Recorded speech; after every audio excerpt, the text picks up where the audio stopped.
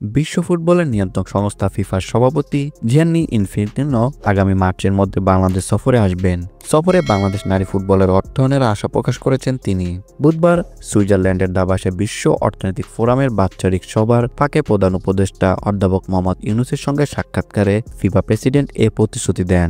বিষয়টি সামাজিক যোগাযোগ মাধ্যমে প্রধান উপদেষ্টা প্রেস উইং নিশ্চিত করেছেন। ডাক্তার মোহাম্মদ ইউনূসকে ফিফা সভাপতি বলেছেন, আগামী 2 মাসের মধ্যে আমি বাংলাদেশে যাব।